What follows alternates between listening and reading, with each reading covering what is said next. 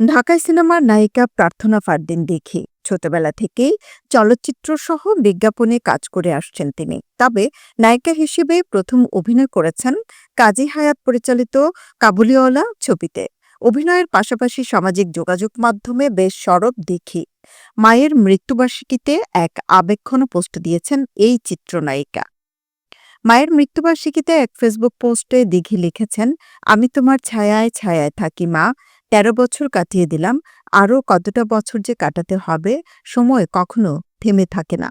তিনি লেখেন, কিন্তু প্রতিনিয়ত তোমাকে আমি অনেক মিস করি মাম্মি। এত কিছু লিখতে চাই কিন্তু দিন শেষে কিছুই লিখতে পারি না, শুধু চোখ ভিজে আসে। মায়ের জন্য সবার কাছে দোয়া চেয়ে নায়িকা লেখেন, অনেক বেশি বেশি তোমাকে ভালোবাসি। মায়ের জন্য সবার কাছে দোয়া চেয়ে নায়িকা লেখেন, অনেক অনেক বেশি তোমাকে ভালোবাসি, তাই সবাই আমার মায়ের জন্য দোয়া করবেন। রাব্বির হামহুমা কামা রাব্বায়ানি সাগিরা।